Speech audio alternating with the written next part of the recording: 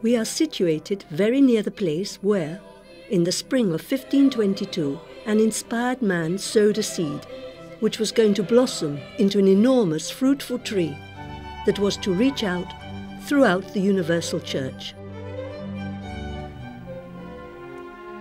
At the outset, its roots did not penetrate the soft foundations of Renaissance culture, but penetrated the hard rock of a cave chosen by this pilgrim to carry out his penances and his profound contemplative prayers.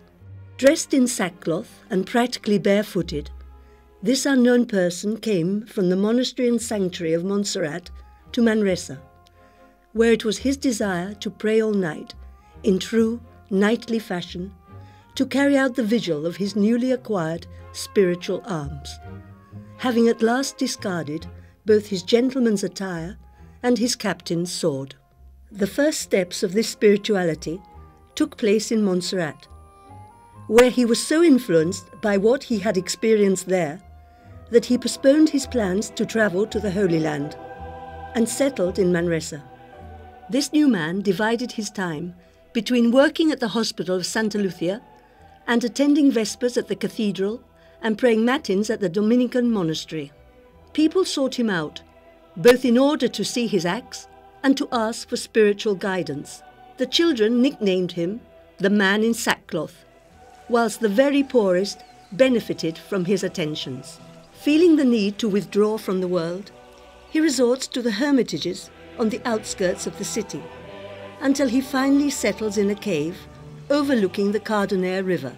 His penances are so severe that he falls ill and is looked after by some pious ladies. And whilst this man lies prostrate in a deep lethargy, which may be presumed to be a state of rapture, one may well wonder who this strange person is, who seems mad for the love of God, as the monks who he was with in Montserrat described him, and also what his true identity may be.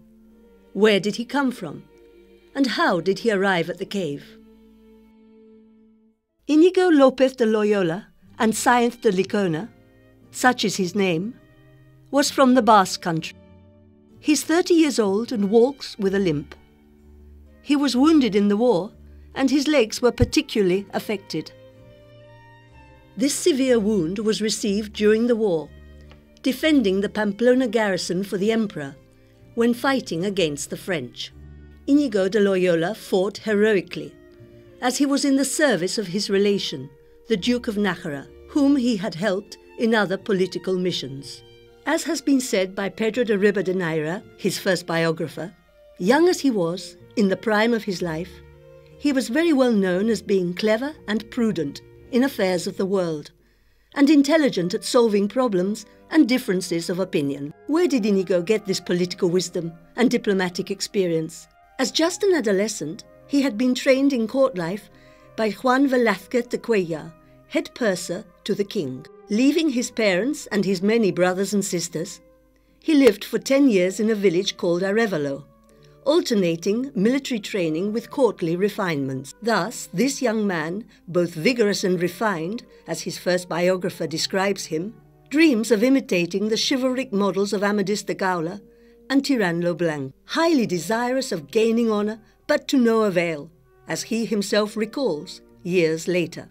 Page boy and courtier up to the age of 25, both a military man and a diplomat at an early age, everything seemed to predict a glorious future, both in military affairs and worldly ones. But the wound received in Pamplona and endless months of convalescence were to totally change his future. Bored with books of chivalry, he becomes an avid reader of the lives of the saints. Above all, he had a great desire to travel to the Holy Land, so as to become better acquainted with the life of Jesus, his new master, and so he set out.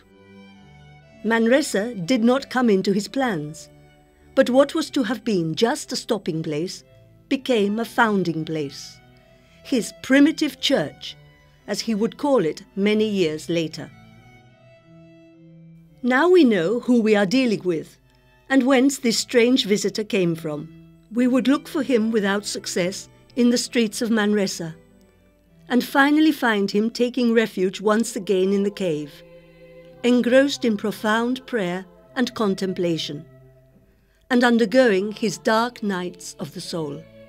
Ignatius, having overcome his severe penances and serious health disorders, has a visit from God himself, and is illumined as to the mysteries of the Christian faith.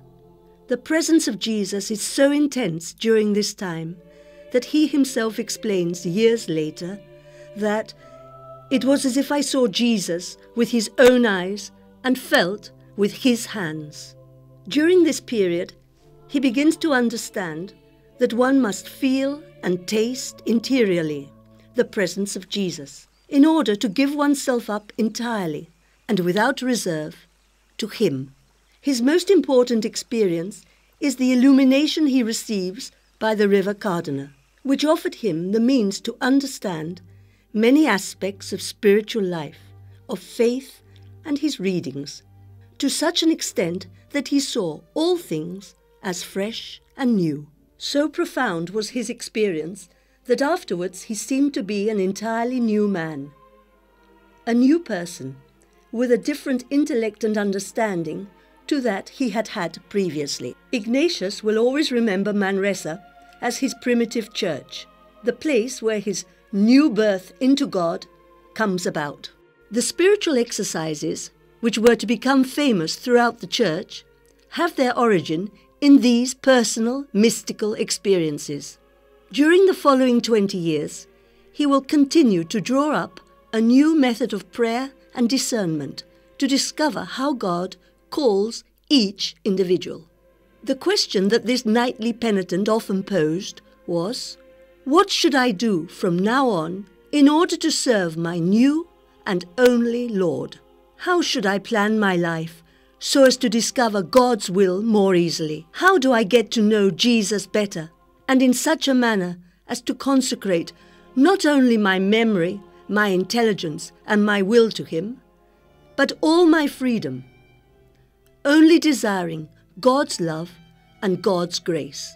From then on, God guided the pilgrim from Manresa along unexpected paths. His plan to settle in the Holy Land was not to be. So, back in Europe, the pilgrim now understands that God is asking him to fulfill a new ministry in the church, a more committed role.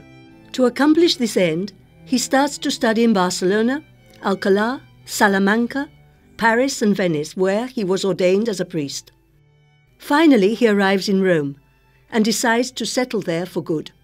There, other companions join him, moved by the same desire to serve Jesus and work for the salvation of souls throughout the world. And these enthusiastic friends end up by forming an apostolic society, directly serving the Pope and under the banner of the cross.